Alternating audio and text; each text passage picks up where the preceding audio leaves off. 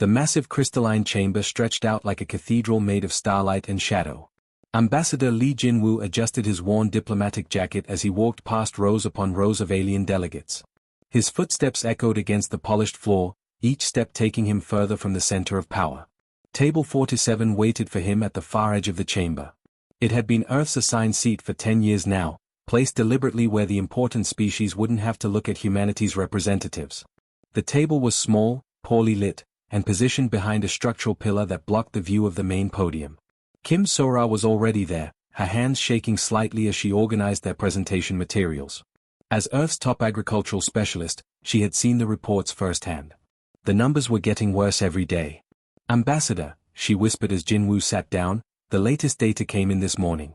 The solar flare damage is spreading to the backup farms. We're looking at complete crop failure across 3 continents. Jinwu nodded grimly. The solar storm 3 months ago had been unlike anything Earth had experienced. It had fried their agricultural satellites and damaged the weather control systems. Now, massive famines were spreading across the planet like wildfire. The chamber began to fill with the sounds of 100 different species. The insectoid Cherokee made soft clicking noises as they communicated. The crystalline Luxorians pulsed with different colored lights. The gas-based nebulites created harmonic vibrations that sounded like distant music. And towering above them all were the Vortakians, with their 4 arms and 4 eyes, who had led the Galactic Council for over 2 centuries. Chancellor Vextal called the session to order. His 4 eyes swept across the chamber with barely concealed boredom. When his gaze reached table 47, Jinwu saw something that made his stomach tighten. Amusement. The Chancellor was already entertained by what was coming. Item 73, the Chancellor announced, his voice carrying easily through the chamber's acoustics. Earth's petition for emergency food aid following their recent agricultural mishap. The word mishap sent a wave of laughter through the assembly. The Vortakians rumbled with deep chuckles. The insectoids chittered excitedly. Even the usually dignified Luxorians pulsed with colors that Jinwu had learned meant mockery. Sora gripped her data tablet tighter. Sir, should I prepare the casualty projections? Not yet, Jinwu replied quietly. He had learned over the years that the Council preferred their entertainment in small doses. Prime Minister Zulkar of the Hegemony Federation leaned forward in his ornate chair. His species looked almost human, except for the extra arms and the silver skin that reflected light like metal. Tell me, Ambassador Jinwu, he said, his voice dripping with false concern, how exactly does a species that claims to be intelligent manage to lose control of their entire food supply? More laughter rippled through the chamber. Jinwu felt the familiar burn of humiliation in his chest, but his face remained calm. He had been doing this job for 5 years. He had learned to swallow his pride. Honorable Council members, Jinwu began, standing slowly, Earth respectfully requests emergency food aid to prevent the deaths of approximately 2 billion citizens. The solar storm that damaged our systems was unprecedented in recorded history. Unprecedented, laughed a delegate from the back. They can't even predict their own star's behavior. Perhaps, suggested the Luxurian representative, her crystalline form glowing with smug satisfaction, if humanity had invested in proper technology instead of clinging to primitive soil-based agriculture, this crisis could have been avoided. Sora started to stand, her face flushed with anger, but Jinwu put a gentle hand on her shoulder. Getting emotional would only make things worse. The situation is critical, Jinwu continued. Our projections show complete agricultural collapse within 6 months without assistance. We are prepared to offer favorable trade agreements, mining rights, and research partnerships in exchange for temporary food supplies. Chancellor Vextal's 4 eyes narrowed with something that looked almost like disgust. Requests, he said, his translator making the word sound like a curse. Perhaps if your species learned proper submission protocols instead of these demands, we might consider your petition. The chamber erupted in approval. Delegates banged on their tables, flashed lights, and made whatever sounds their species used to show agreement. The message was clear, humans needed to learn their place. We understand the Council's position, Jinwu said carefully. Earth is willing to discuss any terms the Council deems appropriate. Any terms? The Hegemony Prime Minister smiled, showing teeth that were too sharp. How refreshing. Perhaps there is hope for your species after all. The vote was called immediately. Jinwu watched as delegate after delegate voted against Earth's petition. The final tally appeared on the main display, denied, 847 to 3. Only the Cherokee, the Corvan, and one small gaseous species had voted in Earth's favor. The three species that everyone else barely considered intelligent enough to have opinions. Jinwoo gathered his materials slowly, his movements precise and controlled. Sora was crying now, but quietly, trying not to give the council any more entertainment than they had already received. As they prepared to leave, Chancellor Vextal called out across the chamber. Ambassador Jinwoo, surely you have some gratitude to express for our time? We have, after all, listened to your petition with great patience. Jinwoo stopped at the chamber's main exit. The massive doors were carved with scenes of galactic unity and cooperation. He had always found the irony bitter. He turned back to face the assembled delegates, his expression calm but his eyes cold as winter steel. We thank the council, he said, his voice carrying clearly in the sudden silence, for its clarity. The chamber fell completely quiet. Something in Jinwoo's tone had changed the mood entirely. The laughter died away, replaced by an uncomfortable tension that no one could quite explain. Jinwoo walked out without another word, his footsteps echoing like a countdown in the crystalline hall. The elevator descended for what felt like hours, dropping deep into the earth beneath New Seoul. Ambassador Lee Jinwoo watched the depth counter climb higher as they went down, 500 meters, 1,000, 1,500. Finally, at nearly 2,000 meters below ground, the elevator stopped with a soft hiss. The doors opened to reveal a sterile white corridor lined with armed guards. Each guard wore the black uniform of Earth's Planetary Defense Force, and each one looked like they hadn't slept in weeks. Their eyes held the same haunted expression that Jinwoo had been seeing everywhere lately. "This way, sir," said Colonel Park Hyun-sik, gesturing down the hallway. His voice was hoarse from too many briefings and not enough rest. "The emergency council is waiting." They walked past laboratories filled with scientists working frantically at computer terminals.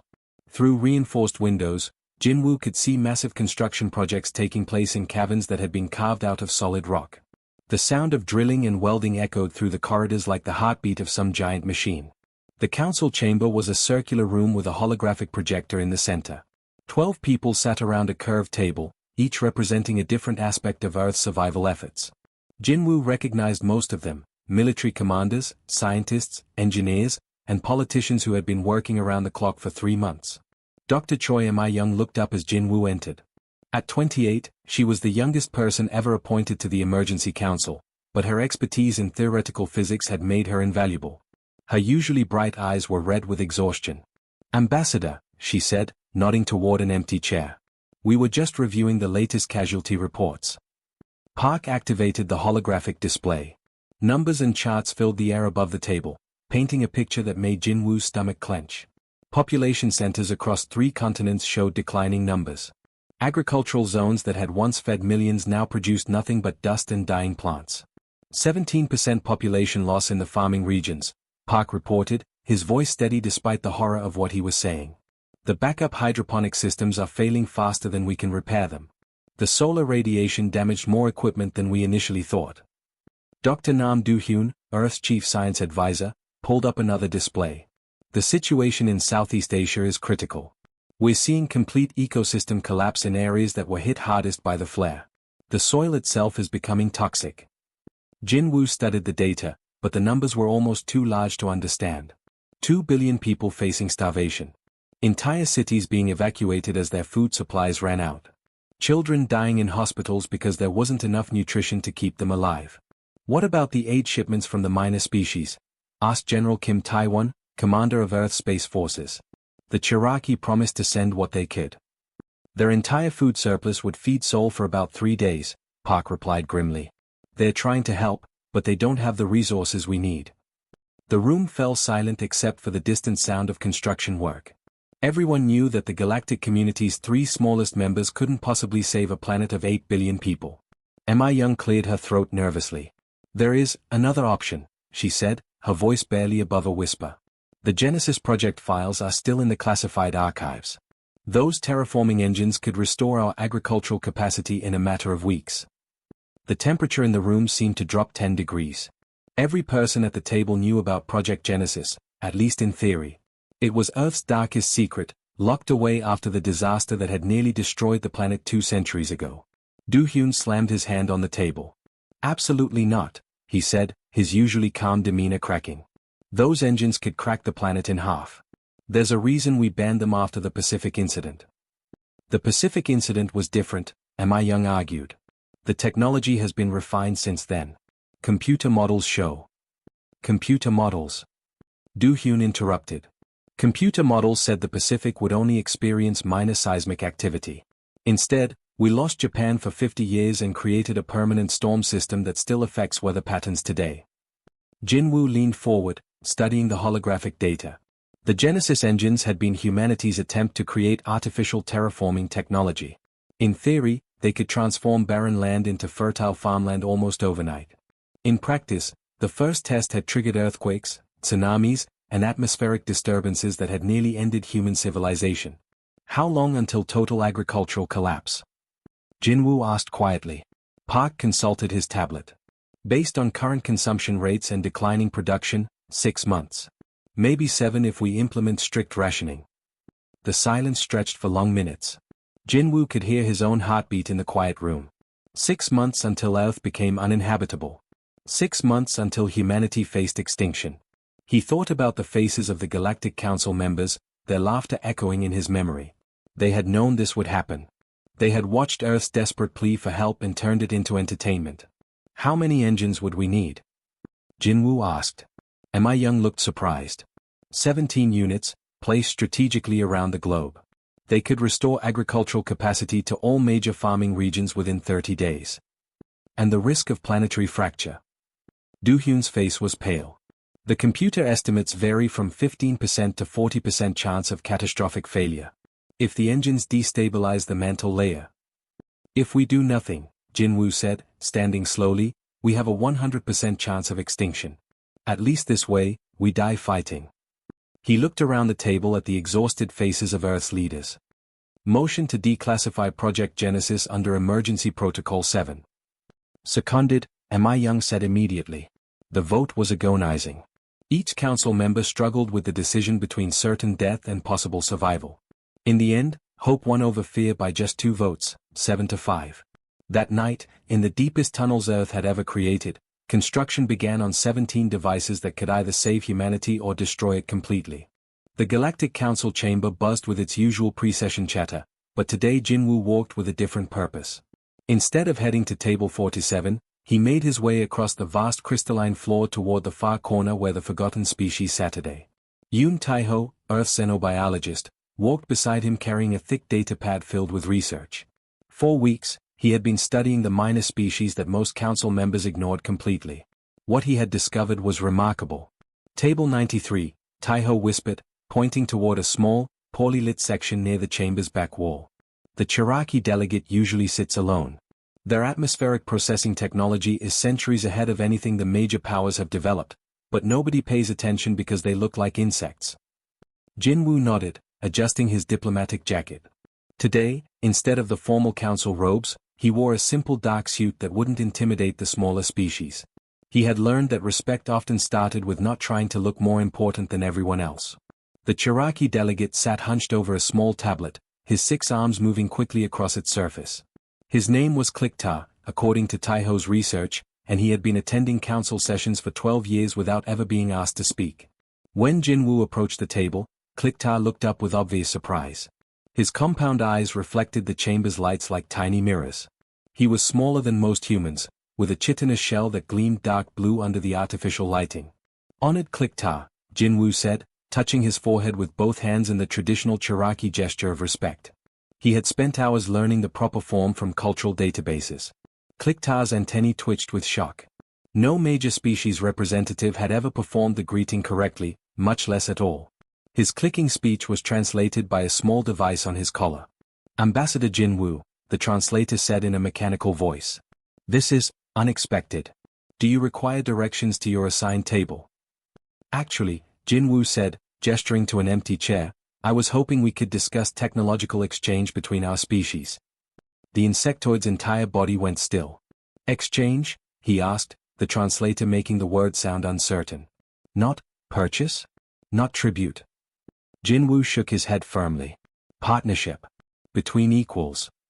For a long moment, Clicktar said nothing. Then his antennae began moving rapidly, a sign that Tae-ho had identified as excitement or nervousness. Your species wishes to partner with the Cherokee? Clicktar asked.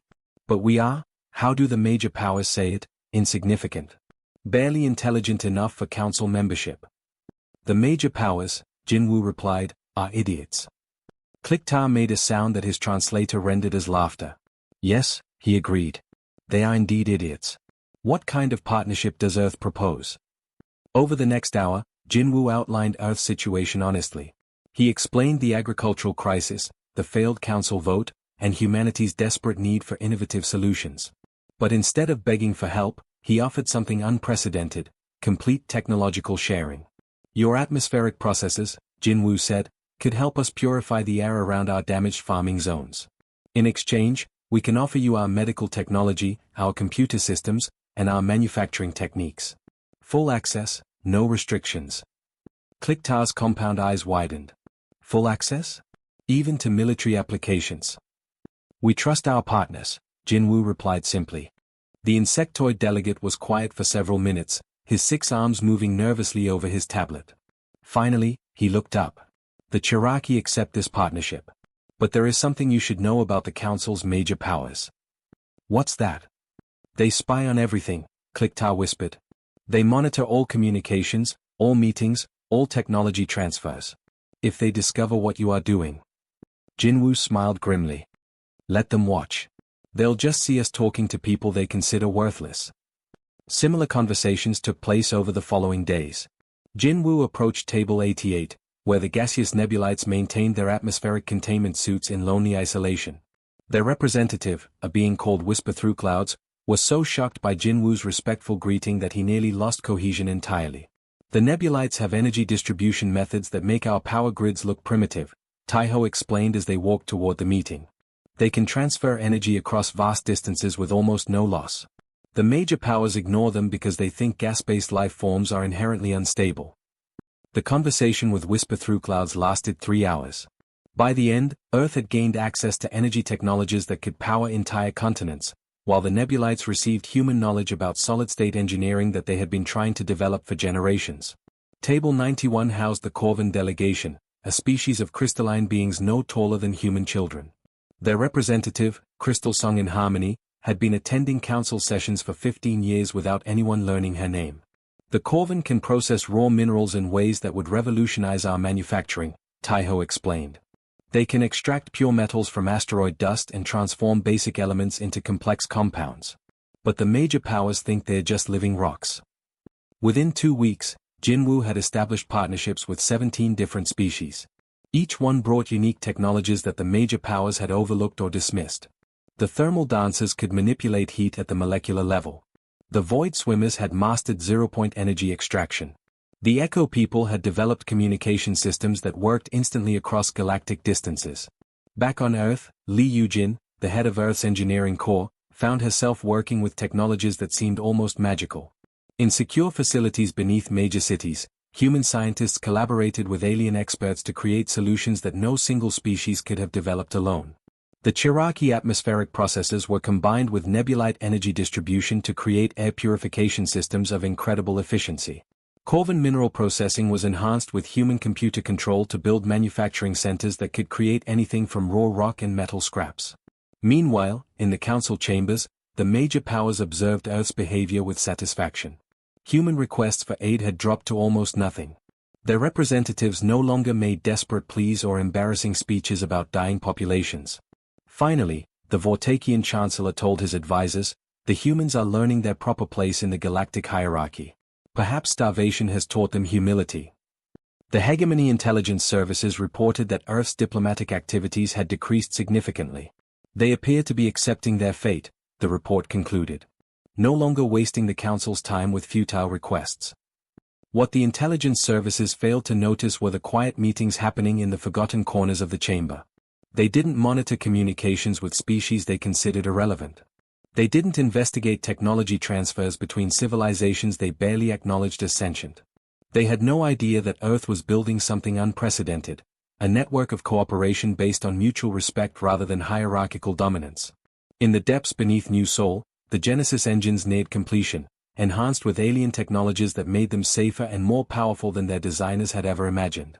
The major powers had taught humanity an important lesson, though not the one they intended. They had shown that begging was useless, that submission led nowhere, and that real strength came from unexpected places. Soon, they would learn what humanity had built in response. The sun rose over the Sahara Desert at exactly 6 hours, 14 minutes, and 37 seconds Universal Time. In a bunker 2 kilometers beneath the sand, Minute Ho watched 17 different countdown timers reach zero simultaneously. Genesis engine activation in 3, 2, 1, initialize, he announced into his headset. Across the planet, identical scenes played out in hidden control rooms. In the frozen wasteland of Siberia, beneath the dead coral reefs of the Pacific, under the toxic soil of former farmlands in North America. 17 massive machines, each one powered by technologies that no single species had ever possessed, came to life at the same instant. Minute Ho's control panel erupted with data streams. Energy readings that should have been impossible climbed steadily across his displays. The Genesis engines were drawing power from sources that conventional science said couldn't exist: zero-point energy tapped by void swimmer technology, atmospheric electricity harvested through Cherokee processes, mineral-based power cells created by Corvin crystal growth techniques. Primary systems online, called Seo Hyjin from the secondary control station. Her voice was steady, but Minute Ho could see her hands shaking as she monitored the seismic sensors. Everyone remembered the Pacific incident from 200 years ago, when the first Genesis engine test had triggered earthquakes that reshaped continents. Seismic readings are normal, she continued, relief obvious in her voice. No unusual tectonic activity detected. The thermal dancer stabilization protocols are working perfectly. Minute Ho allowed himself a small smile. The alien technologies hadn't just made the Genesis engines more powerful, they had made them safer. The thermal dancers, those beings of living energy that the major powers dismissed as space phenomena, had shown human engineers how to distribute massive forces without creating destructive pressure waves. But it was Kang Jisoo, monitoring the agricultural sensors from her station in orbit, who made the discovery that changed everything. Control station, this is Orbital Platform 7, her voice crackled through the communication system. I'm seeing something impossible down here. Define impossible, Kang, Minute Ho replied, his attention split between 17 different data streams. The Sahara Reclamation Zone, Jisoo said, her voice filled with wonder. It's not just working. It's working too well. I'm seeing plant growth rates that violate basic biology. Minute Ho pulled up the satellite feeds on his main display. The Sahara Desert, which had been nothing but sand and rock for thousands of years, was turning green before his eyes. Not slowly, the way normal terraforming was supposed to work, but rapidly enough that he could actually watch it happen in real time. The soil composition is changing at the molecular level, Jisoo continued. The Corvin mineral processes are converting sand into perfect farming soil, while the Cherokee atmospheric systems are creating localized weather patterns. And the nebulite energy distribution is? I don't even know how to describe it. It's like they're feeding the plants directly with pure energy. Within 2 hours, areas that had been barren wasteland were sprouting crops that grew visibly as they watched. Grain plants that normally took months to mature were reaching full height in hours. Fruit trees were blooming and producing food on the same day they were planted. The transformation wasn't limited to land-based agriculture. In the Pacific Ocean, the Genesis engines were creating vast kelp forests in areas where nothing had lived for decades.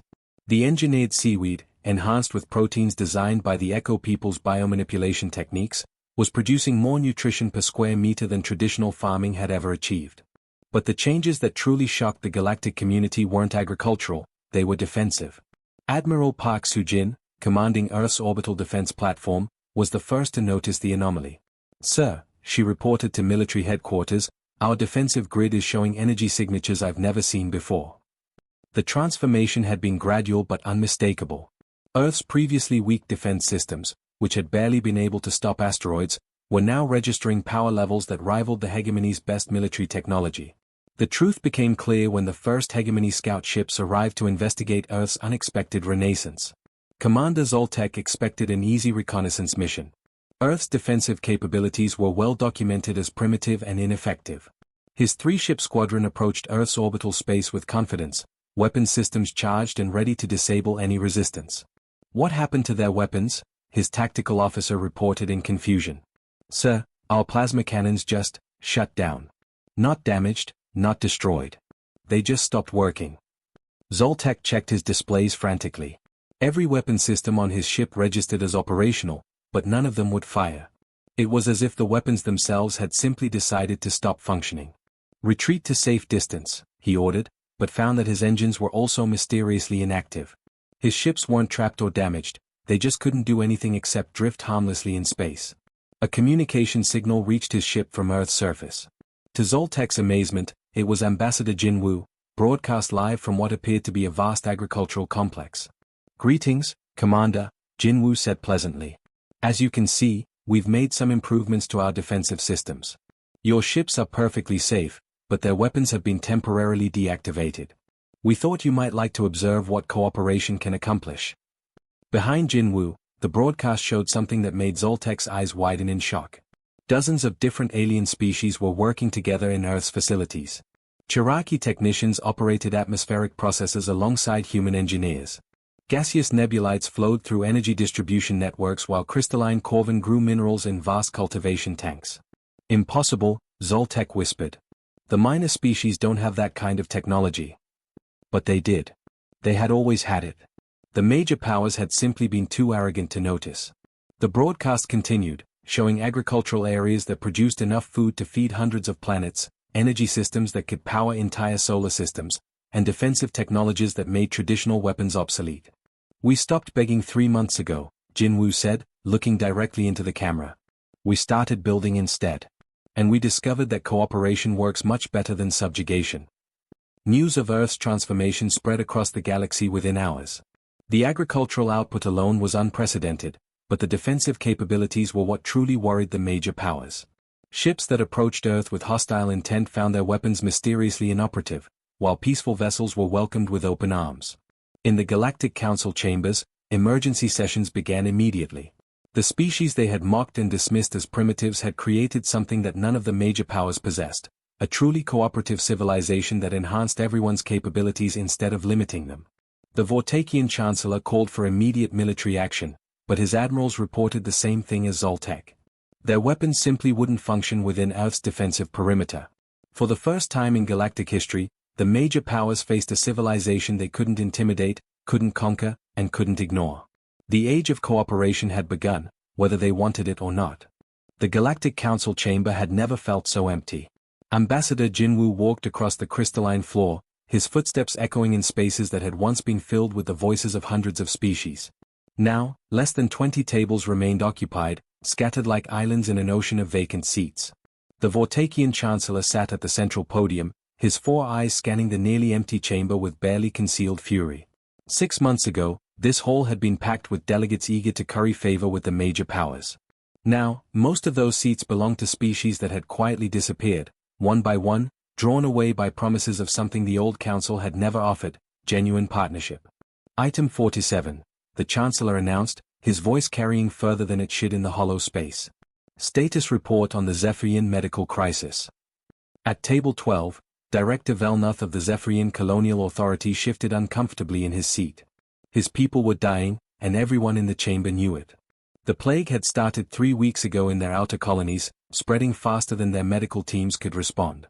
"The situation remains challenging," Velnuth reported, his translator making his voice sound strained.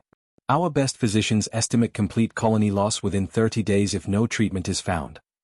The silence that followed was uncomfortable. The remaining major powers had been trying to develop a cure for weeks, but their medical technology seemed useless against the alien pathogen. Their scientists had identified it as something completely new, possibly engineered, but definitely beyond their ability to treat.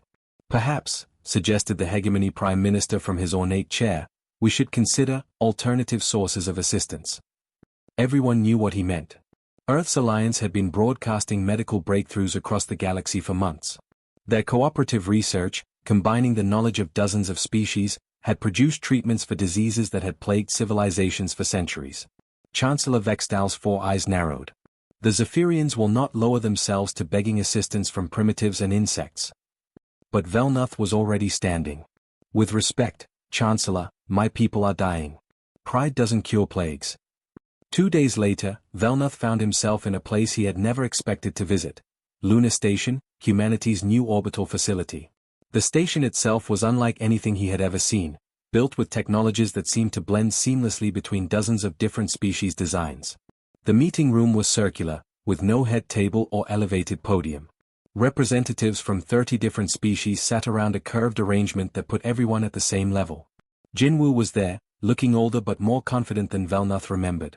Beside him sat beings that the Zephyrian had barely considered intelligent, a Cherokee with gleaming chitinous plates, a contained nebulite whose gaseous forms swirled in patterns of blue and gold, and several Corvin whose crystalline bodies pulsed with soft light. Director Velnoth, Jinwoo said, rising from his chair, thank you for coming. We understand your people are facing a medical emergency. Velnoth had prepared for this moment, expecting the humans to make him grovel the way the major powers always did. Instead, Dr. Bae Junseo, Earth's chief medical officer, simply activated a holographic display showing molecular structures. The plague affecting your colonies is a modified protein virus, Bae explained matter-of-factly. Our Cherokee partners identified its core structure within hours of receiving your medical data. The treatment is available immediately. Available? Velnoth asked, confused by the lack of negotiations or demands. What are your terms? Jinwoo leaned forward slightly. Recognition. Acknowledge the sovereignty and equality of all Alliance members. Your colonies will be treated by medical teams that include Cherokee biochemists, nebulite energy healers, and Corvin mineral supplement specialists. Velnoth felt relief flood through him, but also confusion. That's very reasonable. Is that all? Im Subin, Earth's Cultural Exchange Director, smiled politely. There is one additional requirement. Your colonies will need ongoing medical support to prevent reinfection. Our treatment teams will work alongside your people, but the colonies will be administered jointly with Cherokee oversight, nebulite infrastructure support, and Corvin resource management. The relief drained from Velnoth's face. You want us to take orders from insects and gas clouds? The room fell silent. Click-ta, the Cherokee representative, made a clicking sound that his translator rendered as mild amusement. Director Velnoth, he said politely, my people have been studying biochemistry for longer than your species has had written language. Would you prefer to let your colonies die rather than accept treatment from insects? Jinwoo stood slowly, his expression calm but his eyes cold. We're offering to save your people's lives. We want you to work with partners who can help ensure this never happens again. But if you prefer isolation to cooperation. He gestured toward the door. Velnoth looked around the room at the faces of species he had spent his career ignoring. The Cherokee who had solved his plague problem in hours. The nebulites whose energy healing could repair cellular damage. The Corvin whose mineral processing could create medicines from raw asteroid rock. How quickly can the treatment be delivered? He asked quietly. It's already on its way, Bae replied. Medical ships left for your colony 6 hours ago. The medicine arrived that afternoon, carried by vessels that moved faster than anything in the Zephyrian fleet. The treatment worked perfectly, stopping the plague spread within hours and curing infected patients within days. A week later, the surrender documents arrived at the Galactic Council chambers. The Zephyrian Colonial Authority formally withdrew from the old council and requested membership in Earth's Cooperative Alliance. Chancellor Vextal crumpled the documents in his 4 hands, but there was nothing he could do. 3 more species had withdrawn from the council just that morning, leaving only 17 members in a chamber built for hundreds. Meanwhile, Jinwoo walked through the new assembly hall that had been constructed on Lunar Station. The vast circular chamber had no elevated podiums or assigned seating hierarchies. Representatives from over 200 species worked together at collaborative workstations, sharing technologies and solving problems that had plagued the galaxy for millennia. Above the main entrance, carved in the writing systems of dozens of different worlds, were the words that had become humanity's creed and the Alliance's foundation: we do not beg. We do not bow. We build. Through the massive windows, Velnoth could see ships from hundreds of worlds docking at the station's ports. Former enemies worked side by side, former subjects had become partners, and former outcasts had become the foundation of a new galactic civilization. The old order, built on hierarchy and intimidation, was dying. In its place, something unprecedented was growing, a galaxy where cooperation mattered more than dominance, where innovation trumped tradition, and where every species had a voice that mattered. The age of begging was over. The age of building had begun.